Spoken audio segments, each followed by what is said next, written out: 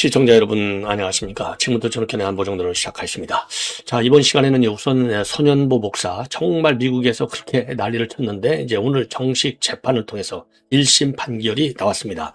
징역 6개월에 집행유예 1년. 자, 그래서 이제 몸은 풀려났어요.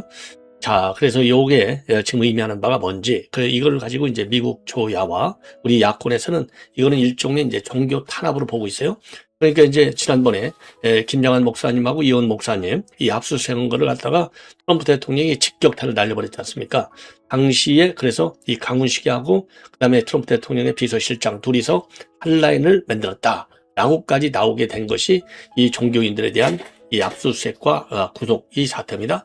더군다나 손현보 목사님은 이번에 이 벤스 부통령이 직접 김민석 총리한테도 이거 오해 없이 관리를 잘해라. 이렇게 해서 이제 불만을 표시한 바 있어요. 그래서 이제 몸은 풀려났지만은 종교 탄압이라고 하는 미국 내 시각까지 이게 바뀌어질 수 있을지, 이게 이제 궁금한 관전 포인트가 아니겠느냐, 이런 생각이 들어요. 자, 그런데 이제 오늘 판결문을 내놓으면 죄질이 안 좋다까지 나왔습니다. 그러니까 이제 미국 내 시각하고 우리 한국 야권에서 보는 시각하고 법원에서 보는 시각은 이 하늘과 땅 사이가 나는 거죠. 그냥 뭐 실적보 위반했다가 아니라 죄질이 나쁘다까지 했어요. 죄질이 나쁘다. 자, 그러니까 이제 이 징역형 이 집행유예를 선고하게 된 것입니다. 그래서 내용을 상세하게 말씀드리도록 하겠고요. 그 다음에 이제 하나는요, 중앙지검이 다 난리가 났는데요. 자, 1차장, 2차장, 3차장, 4차장을 모조리 날려버렸습니다. 그래서 이제 지금 지난번에 말이죠, 노만석 검찰총장 대행이 바뀌면서 중앙지검장도 바뀌었지 않습니까? 그런데 이제 차장을 싹 다 물갈이했어요. 통상적으로 그래도 이제 한 명 정도는 남기는 게 이제 일반적인 인사였는데 4명을 다 날렸고요. 더군다나 우리가 이제 짚어볼 것은 지금 이제 금년 가을이면은 10월 1일인가요? 완전히 이제 검찰은 역사 속으로 사라지고 공수청하고 중수청만 남게 되잖아요. 자, 그 공수청, 중수청 출범을 앞두고 이제 마지막 정리 작업을 한 겁니다. 여러 가지 복합적 의미가 있다 이렇게 보여져요. 그래서 요 내용 말씀드리고, 그 다음에 용인시 그 공무원들이 일제히 선거 사무를 거의 절반 정도가요. 용인시 그러니까 공무원 노조가 있잖아요. 그 중에 한 2,500여 명한테 물어봤더니 거의 절반 이상이 나는 못하겠어. 그래서 안 하겠다. 거부 의사를 분명히 밝혔다고 합니다. 이게 이제 논란을 야기하고 있어요. 자, 그래서 2,500명 되는데 1,385명이 거부 의사를 내놨어요. 왜냐하면 여러분들 이제 부정선거 문제가 우리 대한민국에서 굉장히 뜨거운 감자가 아니겠습니까? 비록 언론 매체, 정규 언론 매체에서는 거의 보도를 안 하고 있지만은요, 우리 특히 자유우파 유튜버들은 이거를 그 부정선거 문제를 계속해서 여러분께 보도해드리고 있어요. 자, 이러다 보니까 공무원들이 이제 선거 사무 종사자로 많이 동원이 되는데, 여기에서 이제 고소당국을 고받으니까 첫째는 이제 법률적 사법 리스크에 시달린다는 것이 공무원들로서는 굉장한 부담이 되는 거예요. 왜냐하면 공무원 하는 사람들은 대체적으로 이제 성향이 그냥 안정적인 그 직업으로서 쭉 일을 하는 게 목표인데, 이 뭐 법원에서 검찰에서 무슨 경찰에서 왔다 갔다 누가 좋아하겠어요. 그래서 정신적 고통이 이루 말할 수 없이 크다. 보호 장치가 전혀 없다는 겁니다. 가장 큰 것은 이게 자칫 잘못하면 이렇게 사법 리스크에 빠지는데도 보호 장치가 없다. 이게 제일 큰 문제예요. 그래서 무슨 뭐 이틀 휴가를 주고 뭐 그런다고 해도 그게 별로 매력 포인트가 되지 않는 거죠. 업무에 시달린다는 거죠. 이틀간이나. 그래서 기피 현상이 노골적으로 지금 이 퍼질 가능성이 있는 것이 아니냐. 그래서 그러지 않아도 이 선거 관리, 중앙선관위의 선거 관리 문제에 관해서는 우리 국민들이 상당히 불신하고 있지 않습니까? 이 불신의 벽이 더 커지면서 선거 공정성이 또 도마 위에 올라갈 가능성이 큰 것이 아니냐, 이렇게 생각이 되는 대목이고요. 그리고 이제 그 전원주 탤런트 아주 뭐 유명하신 분인데, 이제 뭐 연세는 80대 중반쯤 되죠. 이분의 요새 뭐 증시가 막 끌어오르고 있잖아요. 오늘도 이제 5,200선 올라갔다고 하잖아요. 자, 그러다 보니까 이 전원주 선생이 이제 과거에 그 유튜브 채널에 나와서 본인의 투자 비법 이거를 소개했어요. 2021년 농가에. 이것이 다시 언론에 회자가 되고 있습니다. 그래서 지금까지도 SK 하이닉스 주식을 가지고 있다고 가정을 한다면 무려 얼마가 오르는 줄 아세요? 여러분들 홍반 상상력으로 한번 상상해 보세요. 이거는 뭐 숫자가 이거 어마어마합니다. 무려요. 그 당시 살 때 가격이 그러니까 2021년 방송에서 얘기할 때 매입 단가 말이에요. 10년 이상, 2021년도 기준 10년 이상이니까 지금까지 가지고 있으면 15년 이상을 가지고 있는데 매입 단가가 2만 원이었다는 겁니다. 2만 원대. 근데 지금 요 가격이 말이죠. 지금 어제 기준 86만 1,000원에 거래를 마감했대요. 그래서 이 수익률이 무려 4,200배에 달한다. 이런 지금 보도가 지금 언론에 회자가 되고 있습니다. 그리고 이제 마지막으로 좀 무거운 뉴스 중에 하나는요. 요거를 제가 벌써부터 이제 말씀을 드리려고 그랬는데, 이 양상훈 칼럼, 미 마드로 작전 한이 G 퀘스천 마크 망상 아니냐? 그래서 이제 전작권 전환을 갖다가 지금 이재명 정부도요. 문재인 정부 못지않게 꿈에도 소원입니다. 이게. 그래서 이거 꿈 깨라. 그러니까 나토 총장이 최근에 나토도 이제 그 유럽 방위 주권, 그러니까 이제 전작권 전환이나 비슷한 얘기가 되겠죠. 조금은 다르지만 이거를 가지고 하니까 무슨 소리냐? 미국을 의존하지 않고서는 유럽의 안보가 지켜질 수 없어. 그리고 저 나토 동맹국들도 각자 부담을 늘려야 돼. 이런 얘기를 했거든요. 그러면서 모두 꿈깨 이렇게 얘기했는데 바로 꿈깨라는 말은 현 이재명 정부에도 해당된다. 이런 엄중한 칼럼입니다. 자, 그래서 약간 무겁지만은 제가 최대한 지금 압축해서 말씀을 드리면 지금 한국은 이 전작권 갖고 오는데 누가 반대할 사람이 있느냐? 그러나 현실적으로 전작권을 갖고 왔을 때 대한민국의 안보를 지킬 수 있느냐가 최종적인 이게 변수잖아요. 어렵다는 거죠. 현재 상태로는. 왜? 지금 이제 해 공군력, 대한민국의 전력이 굉장히 약하다. 그 다음에 지휘 체계, 이거를 지금 그 전작권을 갖고 있을 정도의 확고한 지휘 체계를 갖출 수 있느냐? 그 다음에 정보전에서 우리가 정보 능력을 갖추고 있느냐? 그리고 군수 능력이 제대로 갖춰져 있느냐? 정보 능력, 군수 능력, 그 다음에 전력 체계, 지휘 체계, 요 네 가지가 미비하다. 그래서 이거는 꿈이다. 이런 꿈은 빨리 깰수록 좋다. 직격탄을 날리고 있습니다. 그래서 요 관련 내용을 쭉 설명을 드리겠습니다. 우선 손현보 목사는 미국 지화에서, 그러니까 이제 당시만 하더라도 이제 손현보 목사가 지금 이제 그 맨 처음에 지난 8월 이때만 하더라도 조금 달라졌는데요. 그때 그러니까 이제 그 143일 만에 143일 만에 구속영장이 발부된 이후 143일 만에 풀려났어요. 자, 그래서 지금 이제 이 펜스 부통령이 직접 김민석 지금 총리한테도 우려를 표명한 바 있어요. 그러니까 이제 그 당시 김민석 총리가 한국은 미국에 비해서 정치와 종교가 엄격히 분리되어 있는 상황이다. 이 상황에서 선거법 위반에 대한 조사가 있는 것이다 라고 설명을 했고요. 작년 8월 한미 정상회담에서 트럼프 대통령은 김장환 목사님하고 이영훈 목사님, 그리고 여의도 순복음교회에 대한 압수수색에 대한 불만을 표출한 바 있습니다. 이런 이제 어마어마한 사건인 거예요. 단순한 그냥 목사 한 분이 구속이 아니다. 이런 말씀을 드리고 싶은데, 그리고 이 손현보 목사님은 여러분들 잘 아시다시피 윤 대통령 탄핵 반대 집회, 이 세이브 코리아, 이 대대적인 전국 이 연설을 했죠. 집회를 가진 분입니다. 그래서 부산지법의 형사 6부 재판장 김용균 재판장인데 징역 6개월에 집행유예 1년을 선고했습니다. 죄는요, 지금 당시 이 죄목은 바로 뭐냐면 작년 4월 부산시 교육감 재선거에서 보수진영의 정승유 후보를 교회에서 대담하는 영상을 찍어서 유튜브와 SNS에 올린 혐의로 재판에 넘겨졌습니다. 자, 그리고 전 후보의 선거 사무실에서 승리기원 예배를 갖고 마이크를 이용해서 우리 교육을 김석준 같은 사람이 맡으면 되겠냐? 바로 전임자죠. 이런 혐의도 있고요. 그리고 이제 작년 5, 6월에 다섯 차례에 걸쳐서 백예로 교회에서 열린 기도회, 그 다음에 예배에서요, 마이크를 이용해서 김문수 후보의 당선, 이재명 후보의 낙선을 도모한 혐의도 받고 있었습니다. 한마디로 얘기해서 지금 현행법은 종교단체의 성직자가 직무상 지위를 이용해서 선거운동을 하는 것을 금하고 있는데 선거운동을 했다는 것이죠. 자, 손 목사 측은 당연히 사실관계 자체는 인정한다. 그러나 혐의는 전부 부인을 했습니다. 선거운동과 무관하다고 부인을 했어요. 그럼에도 불구하고 재판부는 지금 검찰 측의 지금 이 범죄 혐의를 그대로 다 인정했어요. 그래서 피고인의 범행 경위와 방법, 죄질이 좋지 않다.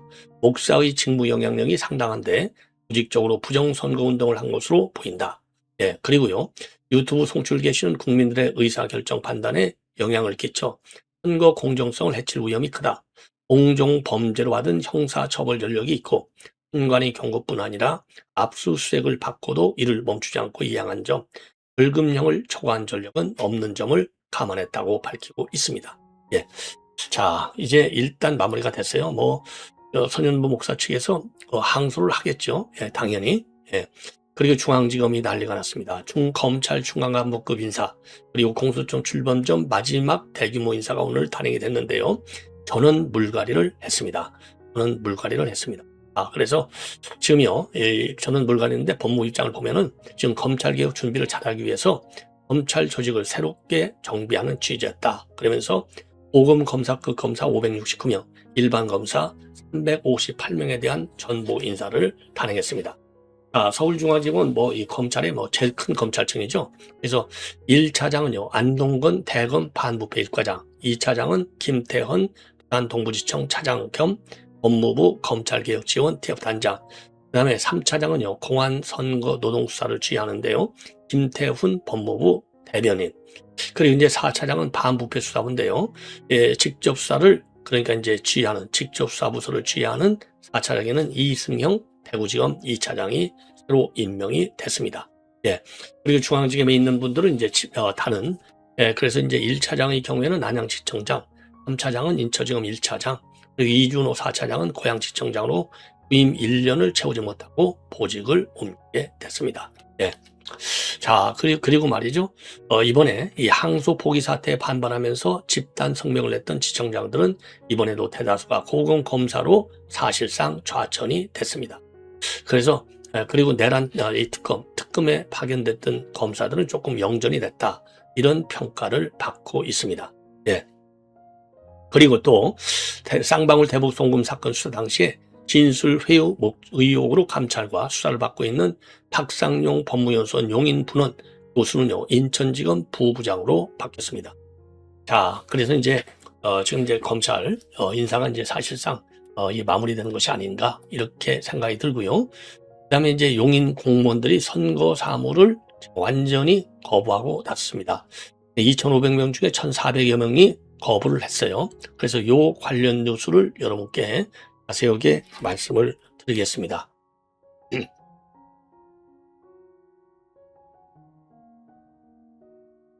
그래서 6.3 지방선거가 비상이 걸렸다. 이런 얘기까지 나오고 있는데요. 한마디로 얘기해서 이제 선거 공무원들이 동원이 되면 그야말로 최저임금에도 미치지 못하는 수당을 받으면서 하루 14시간 이상의 고강도 노동을 강요받는 거. 이게 이제 지금 이제 직접적인 원인이 되고요. 그 다음에는 이제 선거와 관련해서 고소고발이 이제 난무하다 보니까 희생이 되는 거. 회복할 수 없는 피해를 본다 이거죠. 그래서 지금 선거 사무에 거부하겠다. 이런 입장을 내놓고 있다고 합니다. 그래서 용인시 공무원노조 용공노가 말이죠. 최근에 노조 소속 공무원 2,500명을 대상으로 부동의 서를 접수한 결과 절반이 넘는 1,385명이 거부 의사를 밝혔어요. 그러니까 이것은요, 선관위가 제시한 지방선거와 최대 위촉인은 1,994명에 육박하는 수치이기 때문에 매우 심각하다. 이런 평가를 받고 있는데 가장 큰 원인은 뭐냐? 책임은 무겁고 처우는 열악하다. 이런 구조라는 겁니다. 그래서 작년에 수지구 성북동 사전투표소 사례가 대표적인데요. 당시 투표지 관련 신고로 인해서 선구 담당 공무원이 고발당해서 1년여간 경찰 조사를 받았다는 겁니다. 결국은 무혐의로 결론이 났지만은 다른 시민단체에서 추가 고발이 이어지면서 해당 공무원은 여전히 정신적 고통을 토로하고 있다는 거예요. 그리고 일부 단체의 부정선거 의혹 제기, 그에 따른 고발 위협이 공무원들을 가지로 몰아넣고 있는데 공무원들이 겪는 정신적 고통 그리고 명예실추에 대한 보호장치가 굉장히 빈약하다는 거죠. 그래서 이거는 용인시 공무원의 문제만은 아니다. 그래서 이미 전국 공무원 노조는요, 선관위가 선거 때마다 발생하는 휴직과 같은 인력 공백을 방치한 채 고유 사무인 선거 업무를 지자체 공무원의 희생으로 떼고 있다. 이렇게 비판해 온 바 있습니다. 예. 그래서 선거가 있는 해 선관위 휴직률은 평상시보다 눈에 띄게 높아지는 반면에 투개표 현장에 투입되는 지자체 공무원의 비중은 50%를 상회한다는 겁니다. 자, 그래서 선거 사무에 동원된 공무원들이 최저임금에도 미치지 못하는 수당을 받고 하루 14시간 이상의 고강도 노동을 강요받는 것도 큰 문제라는 것이죠. 그래서 정부는 최근에 요 선거에 동원되는 공무원들에게 최대 2일간의 휴무를 보장하도록 법무 규정을 고쳤지만은 수당 현실화, 법적 보호 미흡 이런 것 때문에 지금 제대로 지금 뭐라고 그럴까요? 그 공무원들이 그럼에도 불구하고 이탈하는 경향이 굉장히 크다. 그래서 공무원들 이탈이 이제 현실화될 경우에는요, 대체 인력을 확보하는 것도 물론 어렵지만은 대표 지원과 투표소 운영 미숙으로 인한 혼란도 불가피한 것이 아니냐. 그리고 법적 제도적 보호 조치가 없기 때문에 위촉 거부 사태는 계속해서 반복될 것이다. 이런 전망들이 나오고 있습니다. 자, 그래서 이 선거 행정의 파행을 막기 위해서는요, 보호 개선이라든가 법적 보호 시스템의 구축은 물론이거니와 인력 구조를 다변화하는 등 실질적 대책 마련이 시급하다. 실질적. 근데 이제 문제는 뭐냐? 과연 그러면 이제 어떤 업무와 관련해서 이제 기피를 하느냐? 어떤 업무와 관련해서 기피를 하느냐인데, 그래서 이제 이 투표 할 때 이 거부가 말이죠. 투표, 개표, 선상 투표와 같은 핵심 절차의 지연을 유발하면은 선거 일정에 차질이 생길 수가 있고, 또 공무원들의 부적절한 행위가 유권자에게 불신을 키우고 선거 참여를 저해할 수 있다는 점도 선거의 공정성 논란에서 빼놓을 수 없는 일이 아니냐. 그래서 과연 용인시 공무원들의 이러한 선거 거부가요, 어떤 직무, 즉 개표냐, 또 이 선상투표냐, 선상투표자 신고, 또 선상투표자 인명부 작성, 어디에서 발생하는지, 또 어느 시점에 어떤 조치가 취해졌는지가 핵심이 아닐까, 이런 평가를 할 수 있습니다. 그래서 공직선거법에 따르면요, 선거 사무 관계자의 폭행, 협박, 유인, 체포, 감금 등 행위를 선거의 자유방해죄로 규정하면서 5년 이하의 징역, 1천만 원 이하의 벌금을 지금 명시하고 있어요. 명시하고 있습니다. 자, 그럼에도 불구하고 기피는 피할 수 없는 하나의 추세가 아니냐, 이런 평가가 나오고 있습니다. 자, 그 다음에 이제 이 전원주 탤런트 얘기를 좀 해드리도록 하겠는데요. 야, 이거 어마어마합니다. 그래서 지금 우리 언론에서 대대적으로 언론의 회자가 되고 있어요. 왜 그러느냐? 전원주 그 탤런트가 말이죠. 2021년도 한 방송에서 뭐라고 했냐면, SK 하이닉스 주식을 10년 이상 장기 보유 중에 있는 투자자다. 이렇게 얘기를 한 거예요. 그 당시 주장한 연도를 보면은 주당 매입가가 한 2만 원 정도 된다는 거죠. 그래서 이 주식을 그대로 보유하고 있다고 가정하면 4,200%까지 올랐다는 겁니다. 왜? 어제 종가가 86만 1천 원이었다는 거예요. 그래서 2025년도 4분기 역대 최대 실적 발표가 상승세에 불을 붙였고, 불과 1년 전 20만 했던 주가가 무려 4배나 올랐다는 겁니다.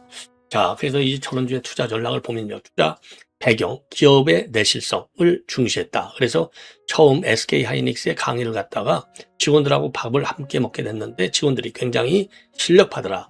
회사가 단단했고 그걸 믿었다. 그리고 직접 현장도 살펴봤다는 겁니다.